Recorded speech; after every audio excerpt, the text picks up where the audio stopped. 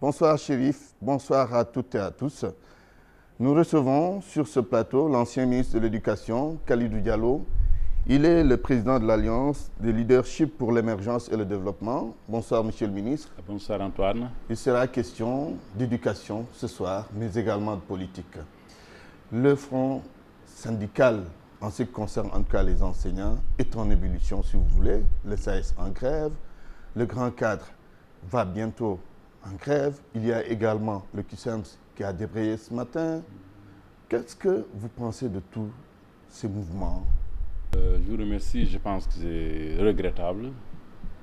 J'avais pensé que après les différentes rencontres entre le président de la République et l'ensemble des syndicats, avec un certain nombre d'engagements, à partir du début de 2016, j'avais pensé que nous sommes dans une période de trêve pour au moins 3 ans.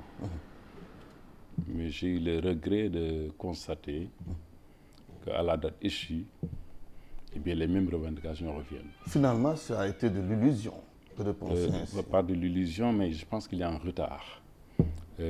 Par exemple, pour ce qui concerne l'enseignement supérieur, oui. Les questions sont différentes parce que le SAES revendique essentiellement sur 4 points. Ce qu'il appelle la réforme des grades. Vous savez que toutes les autres universités, l'UGB, Bambey, Thiès-Ziguinchor, Ziguinchor, les maîtres assistants, les assistants ont un statut de maître de conférence. Donc il y a une réforme de grade. Réforme des grades pour quand même être en adéquation avec le système LMD. LMD, voilà. Oui, bon à préciser. Ici, au niveau de l'enseignement supérieur, c'est que la loi 81-59, qui a été réformée en 92 et en 94, précise qu'un assistant et un maître assistant ne peut donner que des TD, mais pas de cours magistral. Mais il se trouve que le gouvernement, l'université, n'a pas suffisamment de professeurs titulaires de maître de conférence pour assurer ces cours. De fait, depuis plusieurs années, ce sont les maîtres assistants et les assistants qui assurent ces cours. Donc, de fait, le gouvernement s'était engagé à valider cette situation de fait et avait dit que le 15 juin au plus tard, il allait prendre un certain nombre de mesures. Il faut quand même dire que le projet de loi a été déposé depuis le 13 janvier 2016, donc il y a un retard. Mais on peut dire au moins que sur ce cas précis, le processus est engagé. Oui. Normalement, il ne devait pas y avoir de problème sur ce plan. Non, mais ça, la réforme des grades. Il y a des conséquences financières. Parce qu'un assistant, un maître assistant, une conférence, ils ne sont pas du même niveau de salaire. Donc il y a des conséquences budgétaires. Oui, mais alors, pourquoi aller quand même procéder à des réformes sans pour autant penser à tout cela? Non, quelque part, le gouvernement est responsable. Non, ça n'a rien à voir avec la réforme. En ce qui concerne, la réforme de grade n'a rien à voir avec le MD. Ça concerne, disons, les titres des enseignants. Le deuxième point de revendication très important et des universitaires, c'est la question de retraite. Vous savez que les enseignants, ils sont bien payés actuellement, mais une fois à la retraite, ils se retrouvent dans des difficultés. Des niveaux, de même niveau que des instructeurs ou des professeurs de lycée et collège. C'est parce que les augmentations, c'est l'indemnité de recherche et formation, on ne pratique pas la ponction des pensions de retraite sur cela. Or, les textes prévoient qu'il est tout à fait possible, on devait ponctionner sur ces niveaux de salaire, mais il y a un statut, il y a un texte spécial qui précise ce qu'on appelle l'effet de traitement, c'est-à-dire que quand le niveau de salaire d'un fonctionnaire est 10 fois supérieur à celui de SMIC, la partie supérieure, là, l'effet de pension ne fonctionne que sur la moitié. Or, ce sont seulement les enseignants qui sont concernés par ça. Ça crée un préjudice.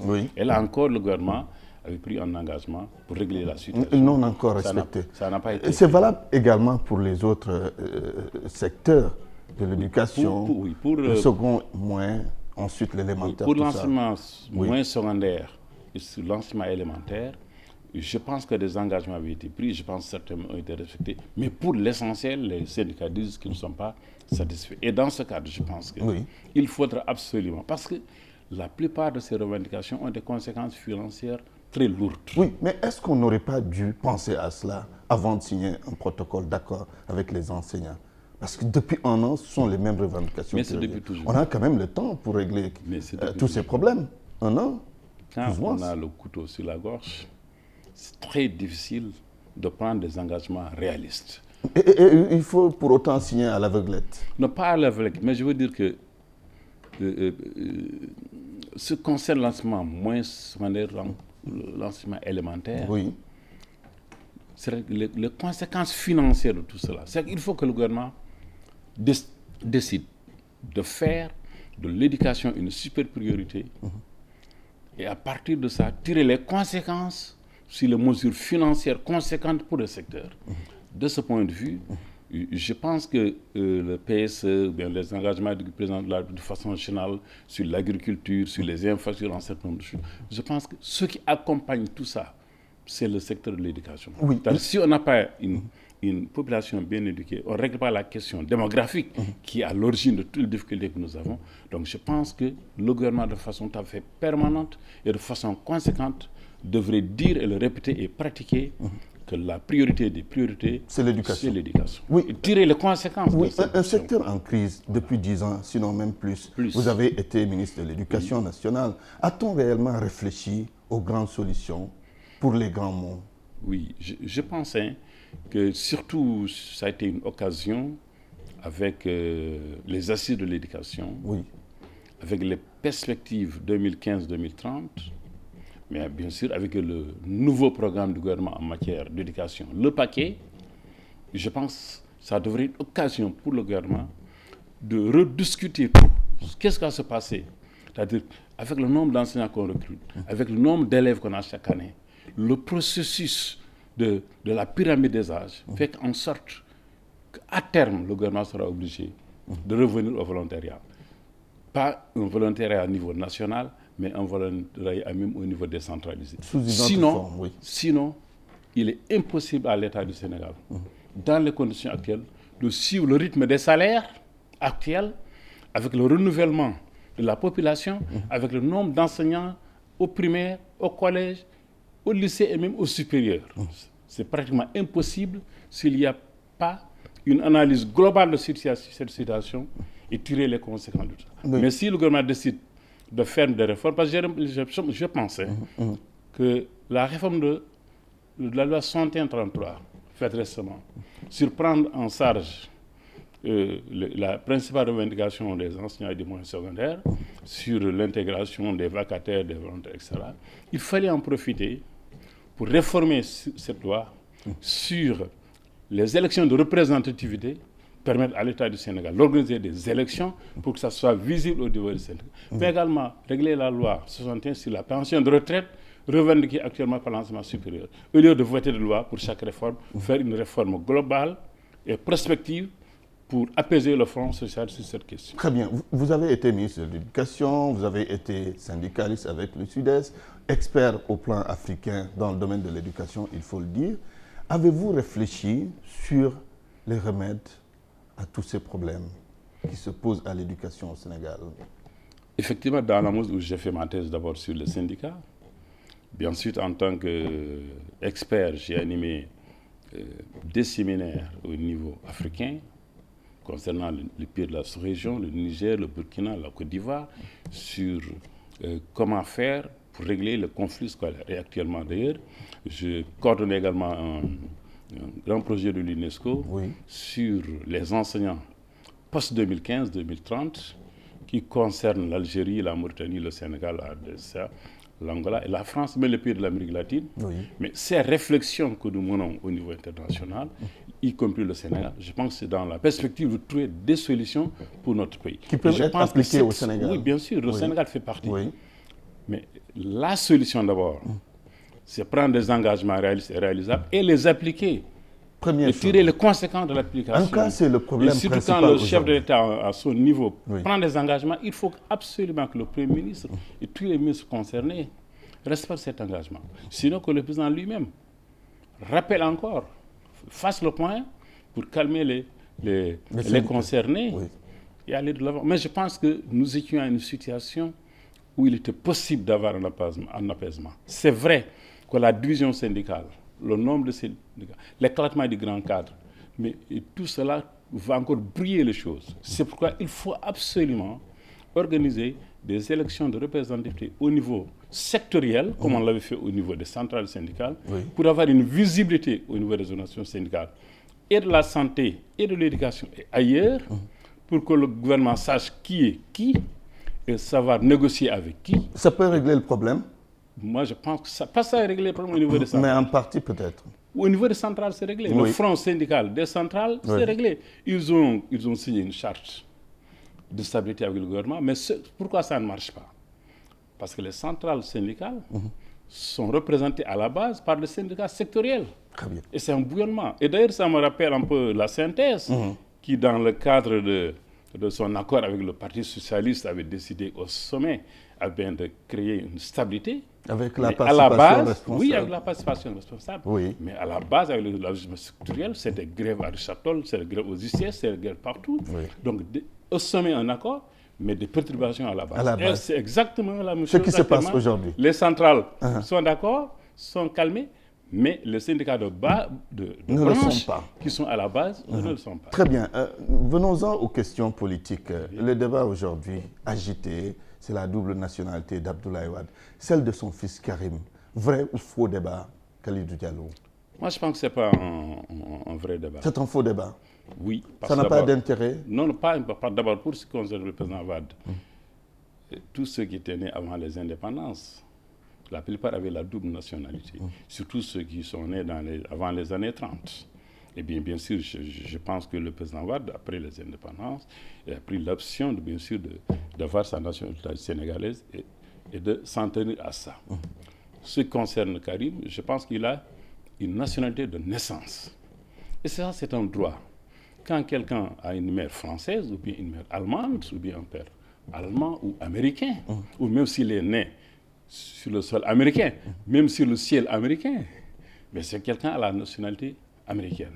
Donc c'est différent de quelqu'un qui est sénégalais, devenu adulte et mature, décide de prendre une autre nationalité que la nationalité sénégalaise. Mais une nationalité de naissance, je pense, c'est tout à fait normal. En d'autres termes, il n'y a pas de quoi fouetter un Non, je considère que je pense même que ça a été... on avait même posé ce débat en conseil de ministre, je me rappelle, sur ces questions de nationalité, mais une différence entre nationalité acquise et nationalité de naissance. Et puis le code électoral, à mon sens, précise, même le code national précise, quand on a acquis la nationalité sénégalaise, il faut au moins 10 ans pour prétendre participer à une élection. En ce qui concerne Karim, mais il a la nationalité sénégalaise depuis quand? 2002. Donc il n'a pas de problème. Non, il s'est inscrit en 2002. Mais il a la nationalité sénégalaise de naissance, parce que son père est sénégalais. Eh bien, le jour qu'il décidera d'être candidat, en ce qui concerne cette question, c'est tout à fait possible, de mon point de vue. Oui. Donc, pour qu'il se présente aux élections ou à l'élection présidentielle, il faut qu'il sorte de prison. Le PDS demande sa libération. Vous aussi, vous dites qu'il faut libérer Karim en tant qu'ancien membre de la génération du concret. Non, ce n'est pas en tant qu'ancien membre. Non, c'est en tant que Sénégalais qui souhaite que notre pays vive dans la paix. Je considère également que notre pays, le Sénégal, a une justice exemplaire, c'est vrai, mais que notre pays, le Sénégal, est bien considéré par les Nations Unies. D'abord par ces soldats qui sont partout. Le Sénégal représente les intérêts de la Palestine aux Nations Unies. Le Sénégal a beaucoup de cadres internationaux au niveau des Nations Unies. Et quand les Nations Unies, à travers le structure comme tel, fassent des recommandations pour notre pays, je considère que nos autorités et notre haute autorité devraient tenir compte de ça. C'est-à-dire libérer Karim. Certainement, en tout cas, tenir compte. C'est à lui de voir comment et quand, mais je pense, de ce point de vue, il devrait le faire. Il a tout à gagner dans ça. Très bien. Et notre pays aussi a tout à gagner. Et la classe politique a tout à gagner. Oui. Alors, vous êtes leader d'un mouvement politique qui n'est affilié à aucune tendance. Oui. Quelle sera votre conduite en 2017 pour l'élection présidentielle? Je dis 2017 parce que le président Macky Sall même dit 2017. Oui. Quelle sera votre conduite? Pour nous, la question n'est pas à l'ordre du jour, bien sûr. Pour le moment, notre mouvement n'appartient à quelle mouvance? Nous analysons des situations, nous avons une position de principe sur toutes les grandes questions et nous sommes à la disposition de l'État et du Sénégal nous avons, parce que comme c'est un rassemblement d'expertise, c'est une pépinière de cadres, à commencer par moi-même, à la disposition du pays et du Sénégal. Et c'est pourquoi, d'ailleurs, je vais dire au départ... Oui, mais quand même, il faut se déterminer par rapport... Oui, on va se déterminer parce qu'aux élections politiques. Nous déterminons à chaque fois la situation politique et par rapport aux élections présidentielles, nous prenons notre position et nous avons dit, et je l'ai toujours dit, que je préfère discuter avec un candidat sur nos convergences, sur la situation du pays, faire campagne avec lui, gagner avec lui et gouverner avec lui. Et nous pour l'instant, vous ne pensez à aucun candidat? Pour l'instant, on ne pense à aucun candidat. Pourtant, on dit que vous êtes très proche du président Macky Sall. J'ai dit tout à l'heure, j'ai répété que je suis à la disposition du président de la République. Et je l'ai toujours déclaré. Et je reste parce que le président de la République, c'est l'État du Sénégal. Il symbolise l'État. Mon expertise, je le mets à la disposition de l'État du Sénégal. C'est très clair. Et puis, pas de mon côté même, bien sûr, que cette expertise soit exploitée. Mais quant à mes positions politiques, je vais faire l'analyse des situations, le moment venu, et discuter avec le candidat en fonction de nos options et prendre des décisions. Mais vous n'êtes pas partant pour 2017? Moi-même? Oui. Bien sûr, j'aurais pu être candidat. Si j'avais réglé la question de moyens, je peux être candidat. Très bien. Khalidou Diallo, merci. Merci beaucoup. Ancien ministre de l'Éducation nationale. Merci. Vous êtes également le président. D'Afrique. Oui, c'est dans le domaine de l'éducation cette fois-ci. En tout cas, merci d'avoir accepté cette invitation. À vous, Chérif Cheikh Ahmed Tidiane Diop. Retrouvez demain Mahmoud Ibra Kane sur ce même plateau. Excellente soirée chez vous.